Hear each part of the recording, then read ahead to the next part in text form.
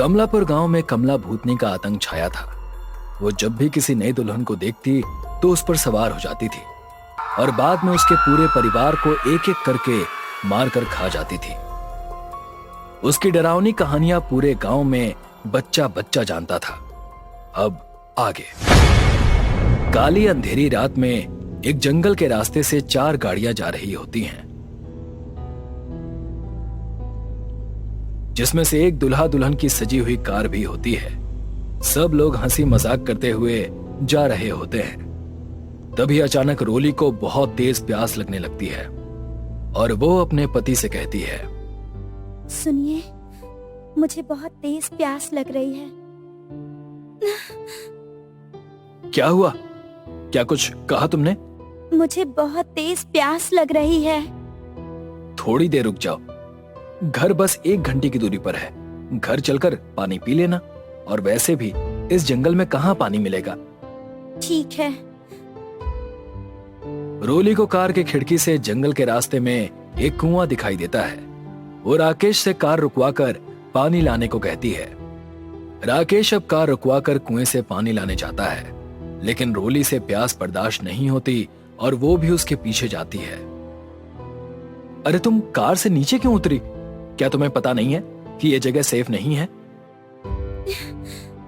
मुझे बहुत तेज प्यास लगी थी। अरे तो मैं पानी ला ही रहा था। जाओ तुम कार में जाकर बैठो। तभी अचानक रोली बहुत तेजी से आगे कुएं की तरफ झुकती है, जैसे पीछे से किसी ने उसे धक्का दिया हो, और उसके हाथ में बंधा शादी का चाकू और कंगन खुलकर कुएं में गिर जाता है। लेकिन रोली को इसका पता नहीं चल पाता। रोली को संभालते हुए राकेश चिल्लाता है, अरे रोली संभालो! मुझे लगा किसी ने मुझे पीछे से धक्का मारा। जाओ जाकर कार में बैठो। अब रोली कार में डरे सहमे बैठी होती है और कुएं के पास के सीन को याद कर रही होती है। तभी थोड़ी देर में सारी गाड़ियां घर पहुंच जाती हैं। सुनीता रोली को बड़े प्यार से कार से उतारकर घर में प्रवेश कराती है। तभी उसकी पड़ोसी पीछे से बोलती है, हाय हाय, बहू के हाथों में तो शादी का कंगन और चाकू नहीं है, जो बहुओं को बुरी नजर से बचाता है। बहू, कंगन और चाकू कहाँ है? पता नहीं माँ जी, जब घर से चली थी तब तो हाथ में ही बंधा था। रोली सुनीता को कुएं वाली बात बताने वाली होती है। तब तक राकेश बात बदलते हुए उसे चुप करा देता है। उसके बाद सुनीता नए जोड़े को उनके कमरे में छोड़ आती है। अब रात के अंधेरे में मुकेश पानी पीने के लिए उठता है, लेकिन तभी एकदम हवा से खिड़कियां आपस में टकराने लगती हैं। वो जैसे ही खिड़की बंद करने के लिए आगे बढ़ता है, उसका पैर मुड़ जाता है और वो जमीन पर गिर जाता है। तेज हवा और बिजली के कड़कने से खिड़की के पर्दे तेजी से इधर उधर हो रहे थे। वहां का माहौल बहुत डरावना हो गया था। कौन है? कौन है? सामने आओ! अचानक मुकेश का पैर कोई खींचते हुए उसे घर के बाहर घसीटने लगा। मुकेश जोर जोर से चिल्लाने लगा। तभी वहां श्यामलाल और सुनीता आ जाते हैं। क्या हुआ बेटा, तुम क्यों चिल्लाए? माँ, माँ, यहाँ कोई भूत है जो मुझे मारने की कोशिश कर रहा है। यहाँ कोई नहीं है मुकेश, जाओ जाकर सो जाओ। कोई बुरा सपना देखा होगा तुमने। नहीं, वो मुझे मार देगी।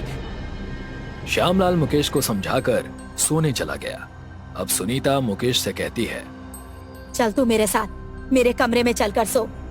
उन दोनों के जाते ही घर का दरवाजा खुलता है और कमला भूतनी, जो कि शादी के जोड़े में है, घर के अंदर आकर घर को देखते हुए भयानक हंसी में हंसने लगती है और डरावने तरीके से धीरे धीरे चलती हुई राकेश के कमरे में जाती है। उसके पायलों की आवाज पूरे घर में गूंज रही होती है और वो रोली की जगह जाकर लेट जाती है। अब दूसरे दिन घर में खुशी का माहौल है और सुनीता पंडित जी को बुलाती है, जो कि गेट पर खड़े होते हैं। अरे पंडित जी, यहाँ आइए, बहुत देर कर दी आपने। अरे सुनीता बहन, क्या करें, शादियों का सीजन है, इसीलिए बहुत भागा दौड़ी हो रही है। हाँ वो तो है। पंडित जी चलिए पूजा शुरू करवाइए।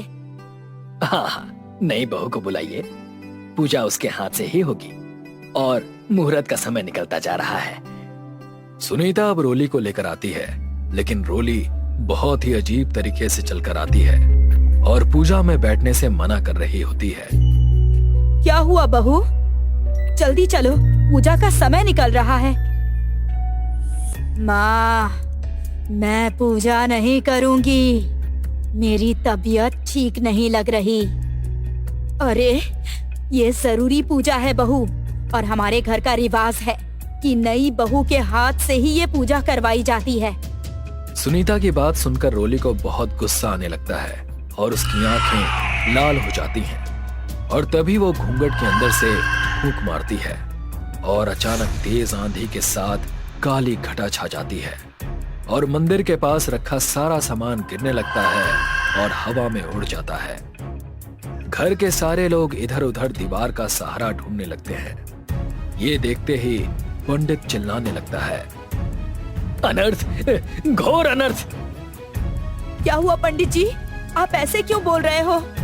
ये कोई साधारण आंधी नहीं है, काली शक्तियों की माया से उत्पन्न की गई आंधी है। जरूर कुछ अनिष्ट होने वाला है। अब पंडित की नजर रोली पर पड़ी, जो कि एक जगह बिना हिले डुले खड़ी सब देख रही थी, और बाकी पूरे घर के लोग इधर उधर परेशान आंधी से बचने की कोशिश कर रहे थे। पंडित तुरंत अपने झोले से गंगा जल निकालकर हवा में चारों तरफ छिड़कते हुए मंत्रों का उच्चारण करता है। थोड़ी देर में सब शांत हो जाता है, लेकिन रोली पंडित को घूरने लगती है। तभी सुनीता उसे कमरे में जाने के लिए कहती है, पंडित जी, आप किस अनिष्ट की बात कर रहे थे? कुछ नहीं श्यामलाल, तुम्हारे घर को शुद्ध करना होगा। इस पर काली शक्तियों की नजर पड़ चुकी है और मैं अगले 5 दिन बाद आकर यहाँ पर एक हवन करूंगा, तब सब ठीक हो जाएगा। ठीक है पंडित जी। अब रोली घर में रोज कोई ना कोई अजीब हरकतें करने लगती है और एक दिन दोपहर में सुनीता रोली को देखकर चिल्लाती है। उसकी चीख सुनकर घर के सारे लोग वहां आ जाते हैं। क्या हुआ माँ, तुम ऐसे क्यों चिल्लाई? इसको देखो, ये पागल हो गई है क्या? ये क्या खा रही है? सभी लोग जब रोली को देखते हैं तो उनको यकीन नहीं होता। रोली खाने की टेबल पर बैठी खुले बालों में नॉनवेज खा रही होती है, वो भी बहुत अजीब और भयानक तरीके से नोच नोच कर, जैसे कोई जानवर खाता है। राकेश उसके पास जाकर नॉनवेज को उठाकर घर के बाहर फेंक देता है। ये देखकर रोली को बहुत गुस्सा आता है और वो उसका गला पकड़कर उसे हवा में उठा देती है। सब लोग रोली का हाथ पकड़कर उससे राकेश को छुड़ाने लगते हैं। भाभी, छोड़ो भैया को, छोड़ो। तेरी इतनी हिम्मत कि तू कमला भूतनी का खाना उससे छीनेगा? मैं तुझे ही खा जाऊंगी। कमला भूतनी? कौन कमला भूतनी? अरे आप जाकर पंडित जी को फोन करके बुलाओ, वरना ये हम सबको मार देगी। बुढ़िया, तुझ पर बहुत चर्बी चढ़ी है, तू मेरे सारे काम बिगाड़ती है। मैं सबसे पहले तुझे ही खा लेती हूँ। कमला भूतनी अब सबको हवा में उछालकर इधर उधर फेंक देती है और सुनीता को गिराकर उसके ऊपर बैठ जाती है और उसकी टांग को खाने लगती है। पूरे फर्श पर खून बहने लगता है।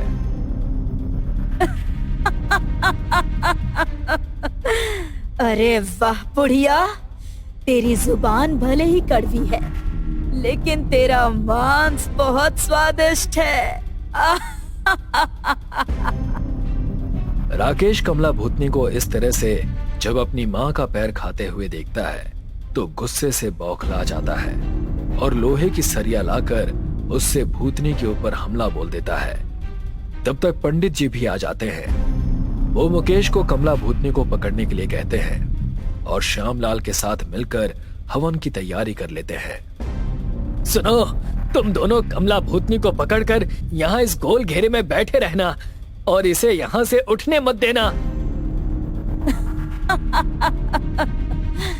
पंडित, आज इन सब के साथ तू भी मरेगा और आज मैं तुझे खाकर तेरा भूत पकड़ने का शौक भी खत्म कर दूंगी। अब राकेश और मुकेश मिलकर कमला भूतनी को उस घेरे में बैठा देते हैं और उसे जोर से पकड़े रहते हैं। पंडित अब जोर जोर से मंत्रों का उच्चारण करने लगता है और कमला भूतनी बुरी और भयानक तरीके से चिल्लाने लगती है। साथ ही वो अपनी जादुई शक्तियों से पूरे घर का सामान हवा में इधर उधर फेंकने लगती है।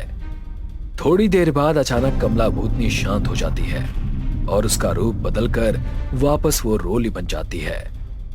लेकिन तभी रोली के शरीर से एक काला साया बाहर निकला और पंडित ने उसको एक कपड़े में लपेटकर उस हवन की आग में स्वाहा कर दिया।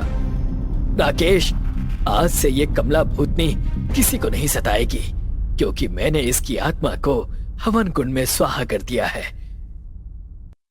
अब राकेश और मुकेश पीछे मुड़कर सुनीता के पास जाते हैं और रोने लगते हैं क्योंकि सुनीता की गर्दन और एक पैर को कमला भूतनी ने खा लिया होता है और उसकी लाश खून से सनी पड़ी होती है। थोड़ी देर बाद रोली को होश आ जाता है। वो जब सुनीता की लाश देखती है तो बिलख बिलख कर रोने लगती है और पूरे परिवार में शोक छा जाता है।